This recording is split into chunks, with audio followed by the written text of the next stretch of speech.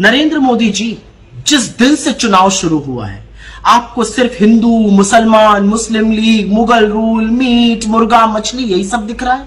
और हमने भी ठान ली है कि चुनाव तो इस बार बेरोजगारी, महंगाई, किसानों के हक, श्रमिकों के लिए न्याय, औरतों की सुरक्षा, हाशिए पर लोगों के हक का जो हनन हो रहा है उसी पर होगा और हम उसी पर टिके हुए हैं। लेकिन आप एक भी मुद्दे की बात नहीं करना चाहते आज। लेकिन आपने जो कहा है ना, आपने मर्यादा की वो सीमा लांघी है जो पाप है। मंगलसूत्र पे आपने बोला है। आपकी हिम्मत कैसे हुई मंगलसूत्र पर बोलने की? आपने कहा कि कांग्रेस के मैनिफेस्टो में लिखा है कि आपका मंगलसूत्र भी वो लोगों में बांट देंगे। कांग्रेस के मैनिफेस्टो में मैं चुनौती से आपसे कहती हूं, ऐसी कहां पर कौन सा मैनिफेस्टो आप पढ़ रहे हैं जिसमें ऐसी बात लिखी है? कहां लिखा है कि हम लोगों की संपत्ति लेकर बांट देंगे?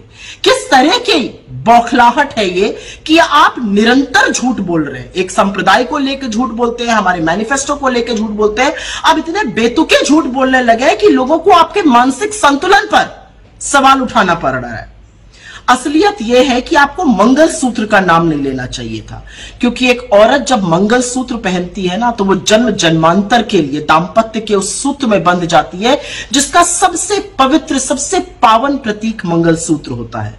इस देश के करोड़ों लोग पूरी निष्ठा से, पूरी ईमानदारी से दाम्पत्य के सूत्र को, दाम्पत्य के संबंध को निभाते हैं। आपको मंगलसूत्र पर इतनी घटिया गंदी टिप्पणी नहीं करनी चाहिए थी कि हम औरतों का मंगलसूत्र लेकर लोगों में बांट देंगे। यह सिर्फ एक जेवर, एक गहना नहीं होता है। यह दाम्पत्य का वो प्रतीक है जो औरत धारण करती है और पूरी निष्ठा से उस धर्म को निभाती है। आप भले इसको ना समझिए, लेकिन इस देश के करोड़ों महिलाओं का, करोड़ों विहताओं का आपने आज घोर अपमान किया है और आपको माफी मांगनी चाहिए।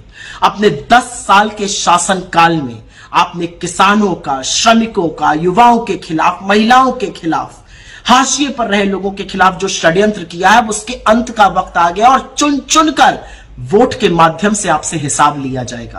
कांग्रेस के मैनिफेस्टो में बिल्कुल जातिगत जनगणना की बात है और हम डंके की चोट पर कहते हैं कि पिछड़े, दलितों, वंचितों, शोषितों, आदिवासियों के साथ साथ सामान्य वर्ग के, सामान्य कास्ट के, ठाकुर ब्राह्मण जैसी कास्ट के भी उन गरीब लोगों के साथ न्याय होना चाहिए जो समाज के हाशिए पर है। असल में तो लोगों की जेब पर डाका आपने डाला, लूटा खसोटा आपने, लोगों से जबरन वसूली करके अपने मित्रों की जेबें, उनकी तिजोरियां आपने भरी और अब आप निहायत ही घटिया बात करने पर उतारू हो गए। अरे थोड़ा तो बोलने से पहले सोचा करिए कि आप इस देश के प्रधानमंत्री। आज पूरा देश स्तब्ध है कि एक चुना हुआ प्रधानमंत्री ये कह कैसे सकता है, लेकिन इसी देश ने चुना भी तो आप ही को है। खैर, अब समझ में आ गया है, बस थोड़े ही दिनों की बात है। लेकिन जाते जाते ऐसी बात मत कीजिए कि पूरा देश पानी पी पी कर आपके शब्दों को, आपके बयानों को और आपकी घिनौनी गंदी सोच को कोसे। उसका मंगलसूत्र वो एक सोने का कीमत का मुद्दा नहीं है, उसके जीवन के सपनों से जुड़ा हुआ है। तुम उसे छीनने की बात कर रहे हो अपने मैनिफेस्टो में। गोल्ड ले लेंगे, सबको वितरित कर देंगे। और पहले जब उनकी सरकार थी उन्होंने कहा था कि देश की संपत्ति पर पहला अधिकार मुसलमानों का है। इसका मतलब ये संपत्ति इकट्ठी करके किसको बांटेंगे? जिनके ज्यादा बच्चे हैं उनको बांटेंगे। घुसपैठियों को बांटेंगे। क्या आपकी मेहनत की कमाई का पैसा घुसपैठियों को दिया जाएगा? आपको मंजूर है?